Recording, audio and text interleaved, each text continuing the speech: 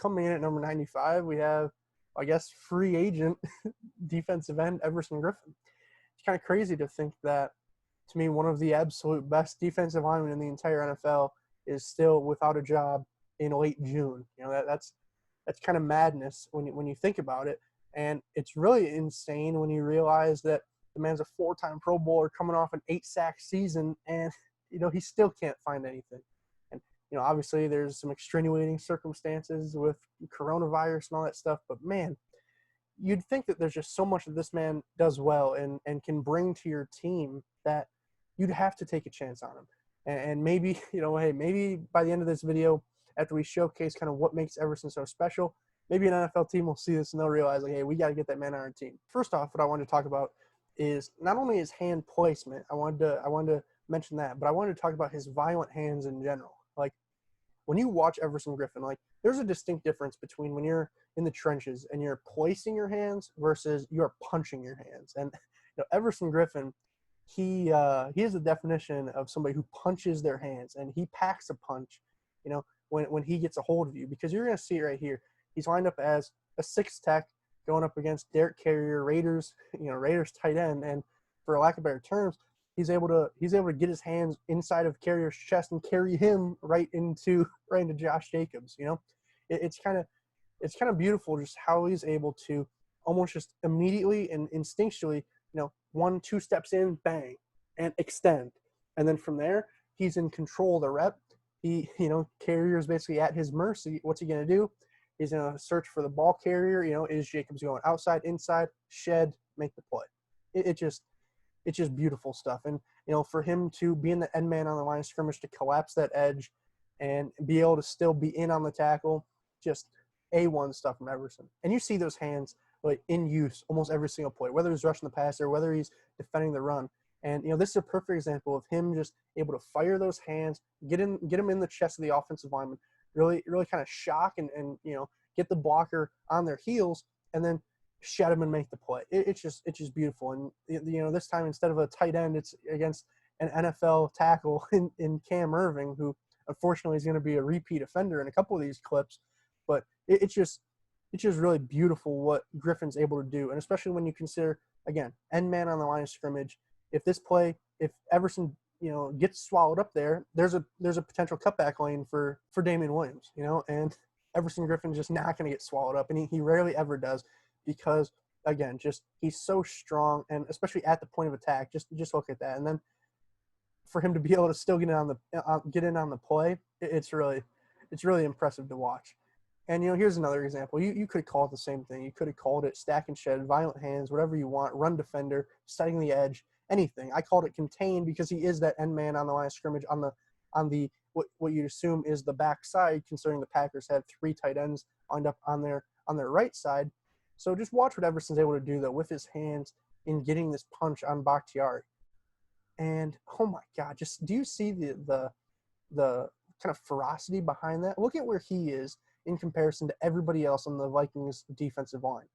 They're all at, the 48-yard line, and he's about to be on the 45, That's kind of insane when you think about it, considering he's going up against the undoubtedly best offensive lineman on the Packers, It's kind of nuts, but it's those strong hands that allow him to, again, I don't want to keep saying it, but just shoot right into the offensive lineman's chest, get extension, find the ball carrier, and then come off and make a play. And that's why he's able to tackle Jamal Williams for what could have been a much bigger gain if he wasn't right there setting that edge and containing the play from bouncing outside. And, here's just the tight view of it. He could have, as I said, just got swallowed by Bakhtiari, and, Jamal, he can run this play here because, as I said, everybody else is getting blocked pretty well. That's a good reach fit. That's a good reach fit. That's a good reach back there. The only player who's not getting kind of displaced from their gap is Everson Griffen. And as a result, just a great play. Just a great play. And here's another one, because that's the thing with Griffen. He's doing it on a consistent basis. This time it's against Russell Okung of the Chargers. And it's just fantastic how he's able to just control these 300 plus, sometimes 330 pound offensive tackles. you just see it in their body language, just how strong his hands are. And it's really something to watch, because you would think that somebody who has the size advantage and likely the strength advantage, just in terms of like raw numbers, you wouldn't think that they're getting thrusted back by a guy like Griffen. But again, just look at him where he is in comparison to everybody else on his D line. Like, everybody else is getting pretty much displaced from their gaps again, except Griffen. And this play appears to have been one that was supposed to go outside. So what does Griffen do? He forces it back inside this time, and then here comes the defenders to rally. You know, if he just gets reached, if he gets taken out of the play on that, it might be a huge gain. But because of his consistent ability to locate his hands and pack a punch behind him, that's what's able to prevent those big gains a lot of the times on Minnesota's defense. The thing is, you could technically have the most violent hands in the world, but if you're not bringing anything that can kind of capitalize off that hand placement, off that hand usage, you're not going to make a ton of plays. Well, Griffen, he's just twitchy enough to the point where he is able to still make super freakishly athletic plays. And you're going to see it here with his explosiveness and really just his first step and get off on the snap count. Look at him again going up against Cam Erving, and just watch what he's able to do to Cam on this run play. He gets a great get off on the snap. And again, I hate to keep saying this, but look at him in relation to everybody else. He's already a yard and a half in the Chiefs' backfield when nobody else has even came in contact with their guy yet, or at least serious contact. Everybody else just stalemating or a couple yards away. Well, Everson Griffen, he's there already, and he's making a play. And again, he senses that Irving's off balance. Those hands, he's able to just shuck Irving off of him. And then what I really like about this play is how he's able to flip his hips and really come down on Damian Williams. A lot of times you'll see these stiff defensive ends get in a similar position to Griffen, but then, they're so far upfield that they're not able to capitalize. And that's why, like, halfback draws and stuff really work. But not with guys like Griffen on the edge, because he's such a dynamic athlete. Even at 32, 33 years old, he's still able to make these plays on a consistent basis because of his first step. And, here it is again, going up against Jake Matthews. And, what you're going to see is, I hate to keep saying it. I really do. But look at where he is, again, in relation to everybody else. The 32-yard line, whereas everybody else still has a foot on the 30. And it's just that, it might not seem like a lot to kind of a casual fan, but 2 yards is a huge difference, especially in the trenches, and for Griffen to be able to cover that much area basically in such a quick amount of time, and with such explosiveness and with such strength in his hands, it's beautiful stuff. And what you're going to see here is he's so explosive upfield that Jake Matthews is kind of selling out to stop that speed rush. What does he do? He's able to hit him with a ferocious spin back inside and bring down Matt Ryan for really almost an instant sack, and it's just beautiful. You'll see again, watch how Matthews, once he opens up his hips right there and gives Griffen that inside lane, Griffen senses it. He knows Matthews is selling out for the speed rush. That's why you see his feet so unbalanced and you see that foot hanging in the air for so long.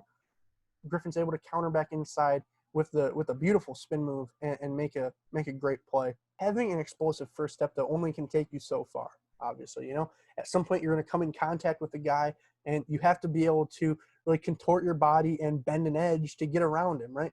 And that's exactly what Everson Griffen is able to do here on this play against Cam Erving. He's not the craziest athlete in the world, so this isn't the tightest edge, but this is still beautiful when you consider everything else that he's able to do on the football field. Look at how once his hips clear Erving, how he's able to really just, again, plant that outside foot, sink his hips, get that inside shoulder down, and just explode towards Matt Moore. And, again, like I said, it's not the firmest of angles, but look at the angle on Everson Griffen's body right here. Like, he's almost at, like, what would you say, like a 50-degree angle? Like, that's how kind of flexible he is in his ankles, in his hips, in his lower body, and that's how strong he is to withstand that contact with his upper body, And it's just beautiful. And obviously he's able to finish the sack. And draw a hold on Cam Erving. I forgot about that part as well. It's just, this is just textbook speed rushing out of a guy who doesn't necessarily make his money as a speed rusher. So that's why it's even more impressive to me than a lot of guys that we see in the league, because Griffin's not solely a guy that's going to beat you around the outside. He also has such great hand usage, not just placement, but usage as well, to where he'll beat you with other moves as well. You know, we saw it earlier with the spin on Jake Matthews. Well, here's another beautiful one on this time Teron Armstead, who, I talked about Bakhtiari being a consensus top 3, top 5 tackle. Teron Armstead's right there as well.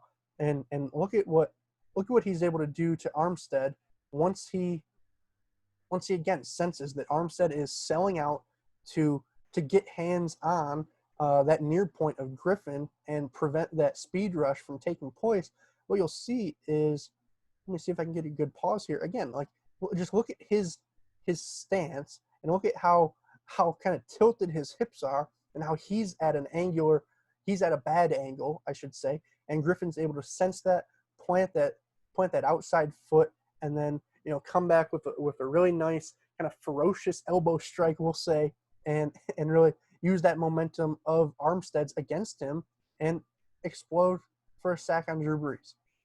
It's just great stuff. And you consider a lot of guys who are good speed rushers, they don't have that many kind of things in their tool belt they can pull out and utilize on any given play.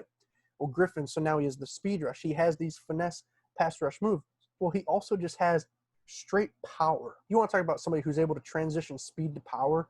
This is beautiful by Griffen. And the thing is, when you're a tackle, it's already hard enough that you have somebody who you almost need to sell out hard to prevent his speed rush, but then you also have to be cognizant of him making the inside move and countering back underneath.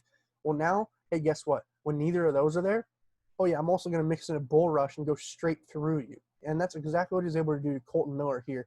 And it's just crazy because, again, you see, this is kind of the slide where I'd say he's putting it all together. Again, you see where he is in relation to everybody else. He's shown off that explosive first step.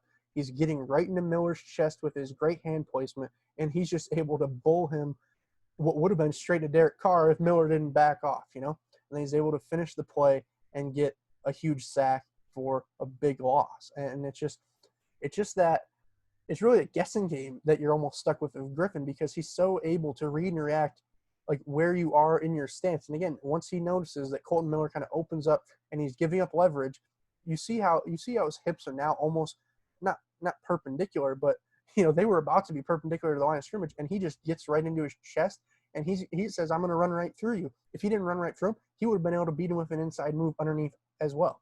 It's just the constant threat of, I can go around you, I can go inside you, or I can go through you. And that's what really makes Griffen such a great pass rusher. And just to reinforce that, I did want to have one last slide. I called this one a counter. It's really the same play that we saw with Jake Matthews earlier. This time it just shows, again, his ability to read and react. Because what you're going to see is, talk about getting your hips turned. Nate Solder is absolutely selling out for that speed rush. So what does Everson Griffen do? He senses that. He uses Solder's momentum against him. Again, hits him with that elbow on the kind of turnaround, and then just is able to explode right into poor Daniel Jones. And it's plays like that made this man have 40 QB hurries last year and just be an absolute dominating force for the Vikings. And as a result, that's why he's not only number 95 on my list, but hopefully going to get a job here soon, because he's definitely deserving. And lastly, as always, if you guys enjoyed this video and want to see others like it, make sure you subscribe to see who is in the rest of my top 100. Leave the video a like, leave the video a comment. Did you think that Everson Griffen should have been way higher? Did you think they maybe should have been lower? It's an interesting debate to be had, considering just all the talent that he's played with these last couple of years. And even, really since he turned 30, he's kind of taken a back seat in terms of being the team's primary pass rusher with the emergence of Danielle Hunter. So it's a really interesting debate to be had. Obviously, I put him where I think he belongs to be, but you can definitely make a case either way. So with that being said, I appreciate you guys watching. I hope you enjoyed the video, but I'm mic'd up. Now we're mic'ing out. Peace, guys.